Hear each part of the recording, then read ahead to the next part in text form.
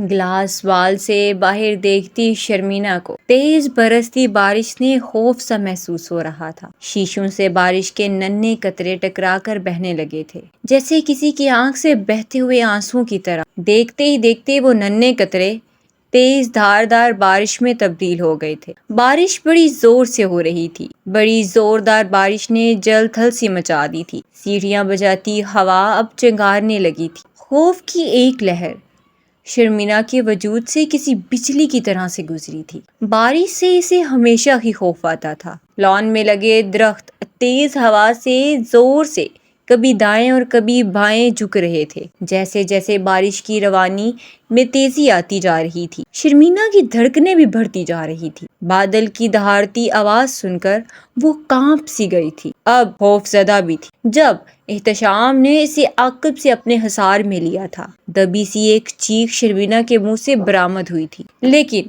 اگلے ہی لمحے احتشام کی بے خودی سے سخت ہوتی گرفت نے رہے سہے ہوش اڑائے تھے۔ شرمینا نے پوری قوت لگا کے خود کو اس شخص سے آزاد کیا تھا جو کہ اس کے شوہر کے درجے پر فائز ہو چکا تھا، زبردستی سے اسے نکاح کے بندھن میں بندھ چکی تھی۔ اس کا تایا ذات تھا، لیکن بدلے کی آگ نے اسے انسان سے وحشی بنا دیا تھا۔ دور رہو مجھ سے، وہ بد حواسوں سے کہتی ہوئی پیچھے ہٹی تھی۔ دیکھنے میں وہ جتنا ہینڈسم تھا، اندر سے اتنا ہی حیوانی صفت کا مالک تھا۔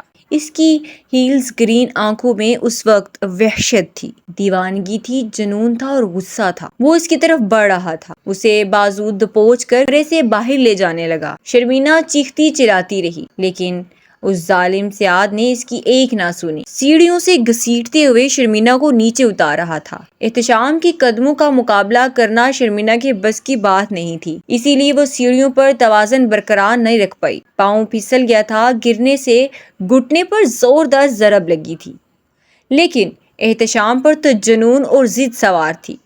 اس نے شرمینا کا بازو نہیں چھوڑا، وہ درد سے کراہنے لگی تھی، لیکن اس بے رحم کو اس نازک سی جان پر رحم نہیں آیا تھا۔ احتشام نے سرخ آنکھ لیے گھسیٹتے ہوئے سیڑھیاں اتروائیں، پھر بڑے سے لاؤنج سے گھسیٹتے ہوئے باہر لان میں لے گیا، جہاں تیز برستی بارش اپنے عروج پر تھی۔ پانی کی ٹھنڈی بوچھار نے پل میں شرمینا کو بھگو دیا تھا۔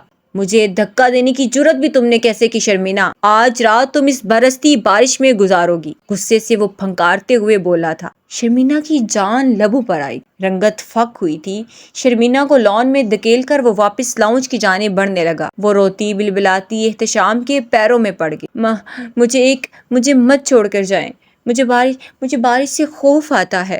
احتشام آن ہی آن میں شرمینا بارش سے بھیگ چکی تھی۔ سیاہ رنگ کے سادے سے لباس پہنے بنا دوپٹے کے سرد بارش میں کانپ رہی تھی۔ بادلوں کی گڑگڑاہٹ سن کر خوف پورے وجود میں سنسنی سی دوڑ رہی۔ مجھے خود سے دور کرنے کی سزا ہے یہ، رات بھر تم یہیں رہو گی۔ یہ کہہ کر احتشام نے پیر سے ٹھوکر ماری کہ شرمینا کو خود سے جدا کیا تھا، پھر تیزی سے لاؤنج میں داخل ہو کر دروازہ بند کر دیا تھا۔ مہرونسا نے سامنے رکھے کاغذ کے پلندے پر اپنا چلتا ہوا قلم روکا تھا، پین کو بند کر کے سائیڈ پر رکھا، پیپر وائٹ کاغذ کے پلندے پر رکھا، گہری لمبی سانس لی اور دونوں ہاتھوں کی انگلیوں کو ایک دوسرے میں پیوست کر کے بازو کھینچ کر آگے کر کے گویا خود کو سیدھا کر کے اپنی تھکن اتارنے کی ادنی سی کوشش کی تھی، پھر ہاتھوں کو جدا کر کے کرسی سے کھڑی ہو گئی تھی۔ گھڑی پر نظر دوڑائی، رات کے 2:30 بج رہے تھے۔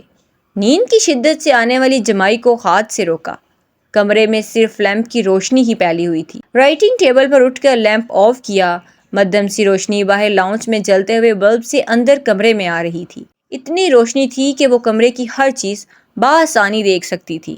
آنکھیں اب نیند سے چور ہو رہی تھیں، بیڈ پر دراز ہوتے ہوئے نیند کی آغوش میں جا چکی تھی۔ مہرو اٹھو بھی، یونی نہیں جانا کیا؟ اپنی بڑی بہن زیبونسا کی آواز پر مہرونسا نے اپنی موندی آنکھیں کھولی تھی۔ زیب نے اسے کمرے کے پردے پیچھے ہٹائے تھے، چمکتی دھوپ نے موندی آنکھوں پر پھر بند ہونے پر مجبور کیا تھا۔ اکتاہٹ کی بل مہرو کی شفاف پیشانی پر پڑ رہے تھے۔ زیبی پلیز پردے تو رہنے دینا ابھی، وہ نیند کی خماری میں بول رہی تھی، لحاف بھی منہ تک تان چکی۔ زیب اس کے پاس آ گئی، لحاف بھی اس کے منہ سے ہٹایا۔ دکھا لو اپنے نخرے چند دن اور مجھے، جب ارمان کے سنگ پیا دیس چلی جاؤ گی تب تمہیں قدر ہوگی میری۔ زیب آپ اس کے پاس بیٹھ کر اس کو ناگوار چہرے پر بکھری لیٹو کو پیار سے ہٹا رہی تھی۔ دونوں بہنوں میں 3 سال کا فرق تھا، لیکن مہرو زیب کو نخرے یوں دکھاتی تھی جیسے اس سے کئی سال چھوٹی ہو۔ زیبی، آپ کو کیا پتا میں نے کتنا شکر ادا کرنا ہے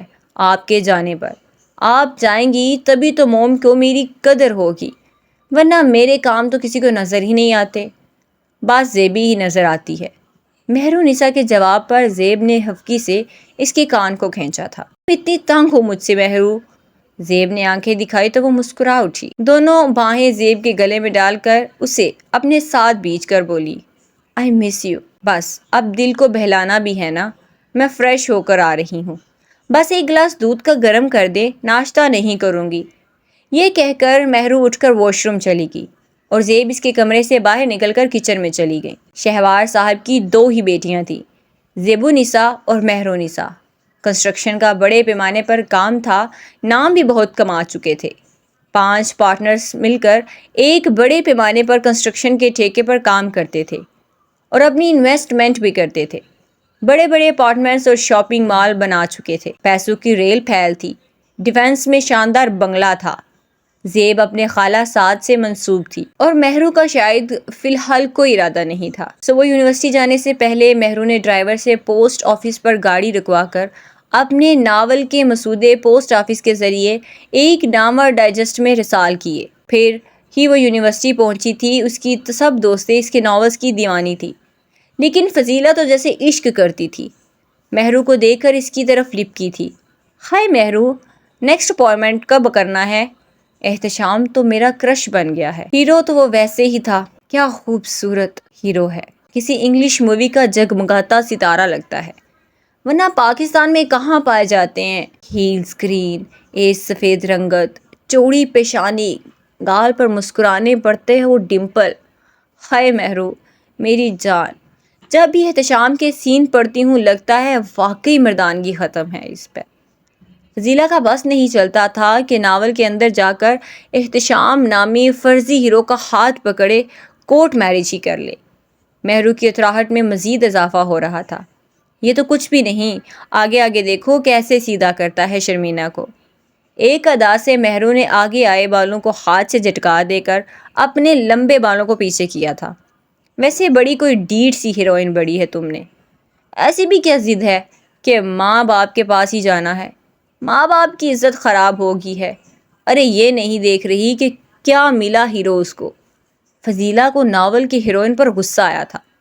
یہی تو بات ہے فیضی، یہ جو مڈل کلاس لڑکیاں ہوتی ہیں ماں باپ کی عزت کے پاس، بس انہی پر ختم ہوتی ہے۔ یہی سوچ تو مجھے لڑکیوں کی بدلنی ہے کہ محبت ہی سب کچھ ہوتی ہے، محبت میں بہت طاقت ہے۔ عزت کا کیا ہے؟ جب اس لڑکے نے نکاح کر لیا ہے تو ہوگی وہ عزت والی۔ کوریڈور سے اپنی کلاس کی جانب بڑھتے ہوئے وہ اپنے ناولز کو ہی ڈسکس کر رہی تھی جب سامنے ایک جونیئر کلاس کی لڑکیاں مہرو کو دیکھ مسکراتی ہوئی اس کی جانب بڑھی تھی۔ آپ ہیں میری جان ناول کی رائٹر؟ وہ لڑکیاں جس ستائش سے مہرو کو دیکھ رہی تھی، مہرو کے اندر فخر اور زحم کے ملے جلے جذبات سے سر اٹھایا تھا۔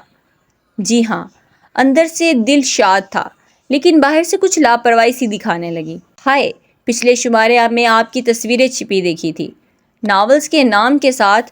ابھی کل ہی تو میں نے قسط پڑھی تھی، آپ کو دیکھ کر لگا تھا کہ کہیں دیکھا ہے۔ دیکھنے میں کتنی خوبصورت ہیں آپ۔ وہ لڑکیاں اس پر فسیتہ سی ہو رہی تھیں، اپنی نصاب کی کتاب پر اسے آٹوگراف لینے لگی۔ مہرو نے بڑے نخرے سے بس اپنے سائن ہی کیے تھے، جیسے وہ بہت بڑی سیلیبریٹی ہو۔ اس ایپیسوڈ میں پلیز اس شرمینہ کا ذرا دماغ درست کیجیے گا۔ ایسی بھی کیا آنا ان میں سے کہ ایک لڑکی نے اس کو مشورہ دیا۔ مہرو نے بس مسکرانے پر اکتفا کیا۔ میری کلاس کا ٹائم ہو رہا ہے، ایکسکیوز می، مہرو نے کتراتے ہوئے کہا اور فضیلہ کے ساتھ آگے بڑھ گئی۔ اف، تمہاری بات مجھے ماننی ہی چاہیے۔ فیضی ہاں میں اپنی تصویر بھیج دی، اب دیکھا نا اگلے چند دنوں میں نئی قسط آئے گی، میرا تو یہاں پڑھنا محال ہو جائے گا۔